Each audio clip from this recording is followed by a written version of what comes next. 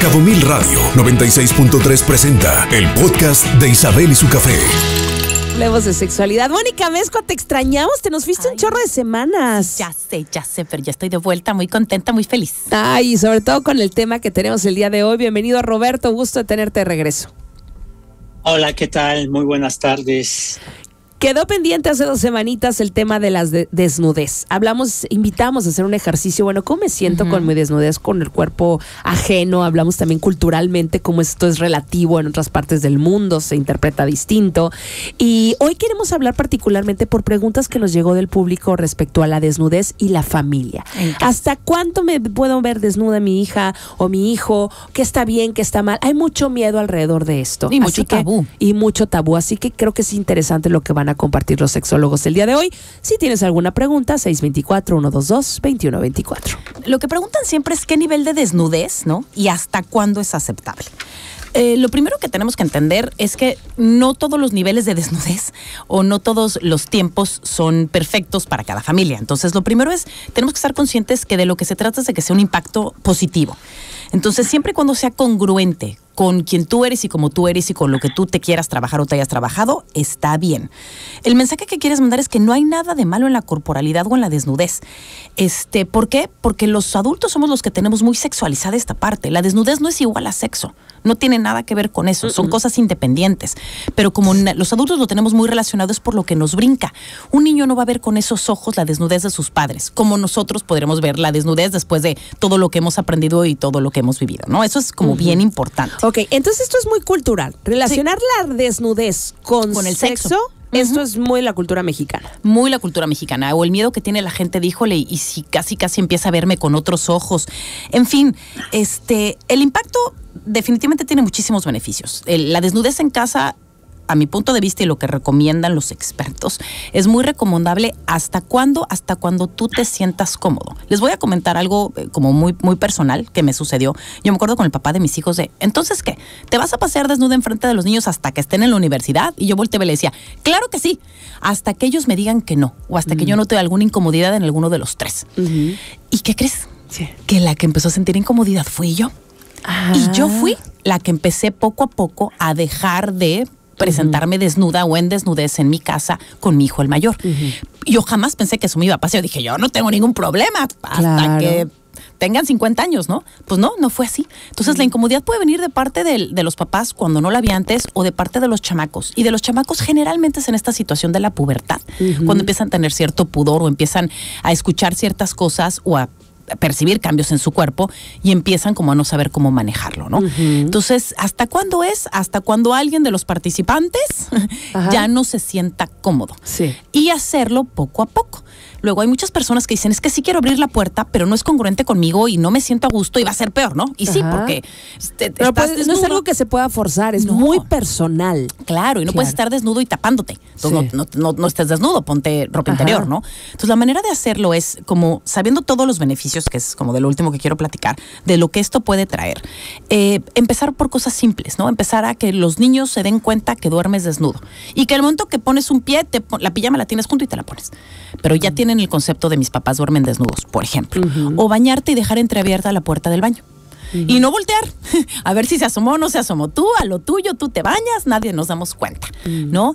Empezar, por ejemplo, a decirle, bueno, si quieres cerrar la puerta de tu cuarto y quieres estar desnudo, adelante, ¿no? Porque es como tu espacio privado y a lo mejor hace mucho calor o a lo mejor te aprietan los pantalones o los calcetines o lo que te quieras quitar es tu espacio privado y ahí tú puedes estar vestido, desnudo o tan desvestido o tan desnudo como tú gustes, ¿no? O sea, sí hay cosas que se pueden ir haciendo explicando el tema de privacidad, intimidad, etcétera. Exactamente. Sin estar necesariamente creando un tabú o un morbo, ¿no? Lo que se tiene que enseñar a fuerza son las partes del cuerpo.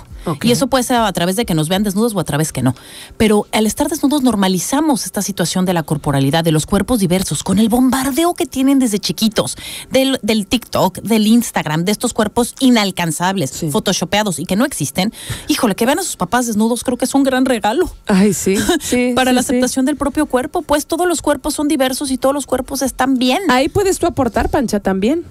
Sí, claro que sí, la verdad verdad es que es importantísimo. Yo creo que sobre todo este ejemplo que nos da Mónica de cómo se autolimita la exposición y cómo es el contexto el que te va diciendo dónde sí y dónde no, es a lo que hay que estar atentos, ¿no? Y es en donde tenemos que empezar a tomar decisiones para ver dónde sí va la desnudez y dónde no va la desnudez. Pero sobre todo ver la desnudez real, no la de los medios. Sí, no, la de, que la eso de es un lo que cuerpo está que diciendo. Claro. O sea, el cuerpo más real que hay, el de un papá y una mamá. Sí. Claro, pero te fijas cómo todo viene de cómo interpretamos el contexto y desde qué visión y narrativa la estamos interpretando.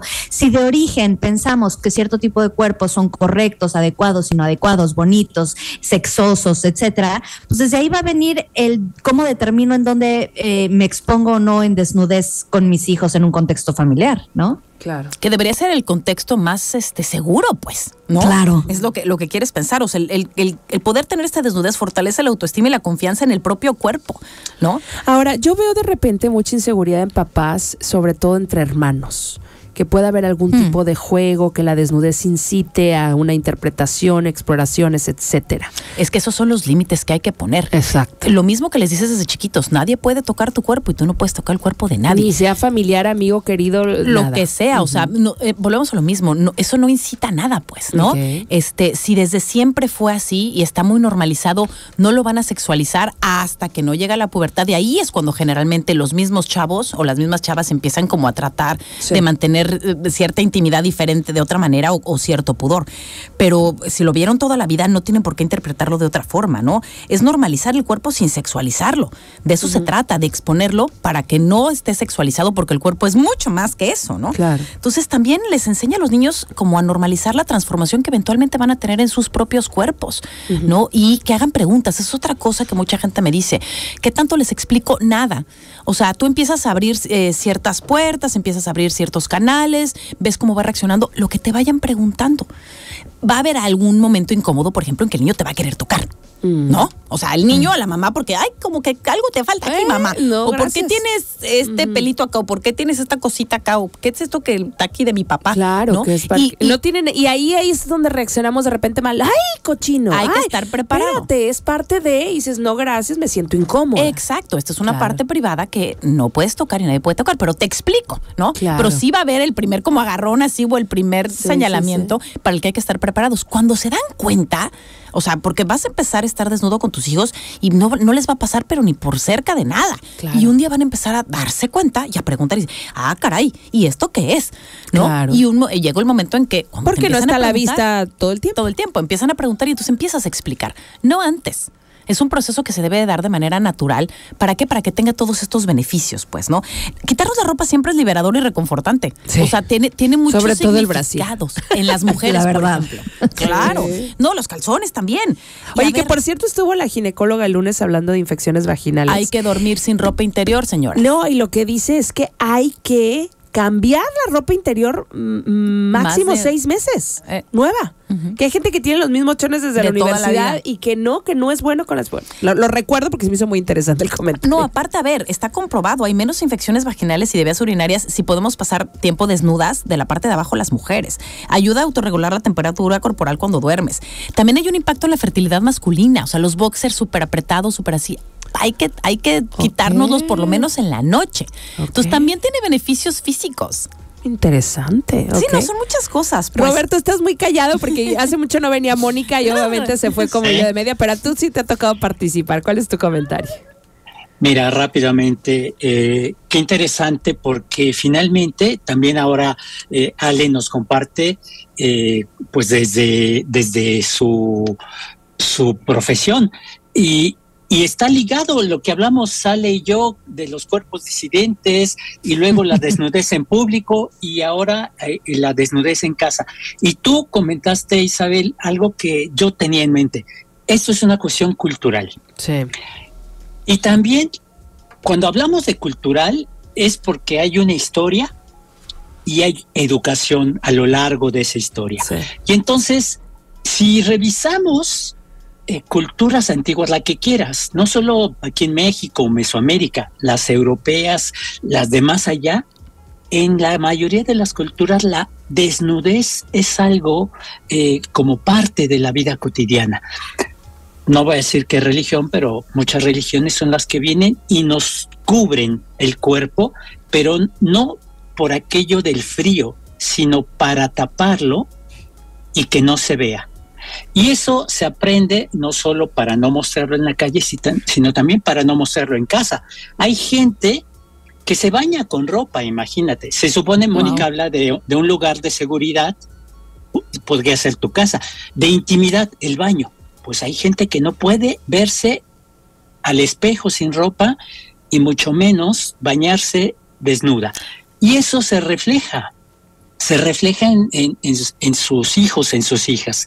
Fíjate que ahorita que Mónica nos pone este ejemplo, yo me acordé, mi mamá con 5º año de primaria se metía a bañar con mis hermanas, nos metía ahí a 5 o 6 en bola y órale, y nos iba sacando, ¿no?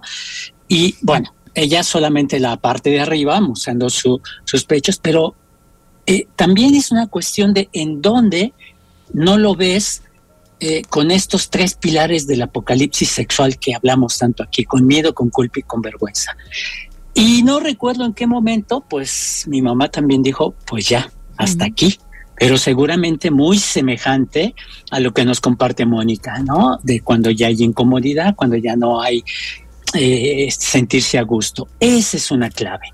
Y yo creo que no solo para con tus hijos o tus hijas, sino con cualquier persona con la que convives. Si no estás a gusto, no muestres tu cuerpo. O no veas el de alguien más. Exacto.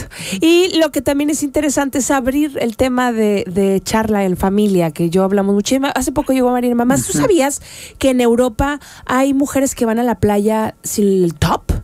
Y yo, sí, pero qué mal, ¿no? Digo, no está mal y bien, nuestra cultura se usa, allá no. Si tú sabes, ¿no? Como, claro. Así como hay culturas que se tapan hasta el cabello. Sí, claro. Religiones. Y también está bien. Pero bueno, esto está muy interesante. Abrimos un poco la conversación al respecto, pero nos queda mucho más. Los miércoles son de sexualidad. Gracias, Mónica. Gracias a ustedes. Número de contacto, por favor. Sí. A veces hasta estas charlas en directo con una sexóloga nos ayuda y nos documenta. Así que 624-1574-587. Así es. Y mi querido Roberto. 55-2709-1242. Con eso despedimos el programa y el contenido del día de hoy. Gracias a Mónica Mezcua, sexóloga, y a Roberto Guadarrama. Gracias a nuestros amigos de Caligas que hoy nos acompañaron, y a Lain Garrés en el Gran Día. Nasa, el Coffee Boy en los controles técnicos, y Ale Pancha en la coconducción. Escucha Isabel y su café por Cabo Mil Radio 96.3. Siempre contigo.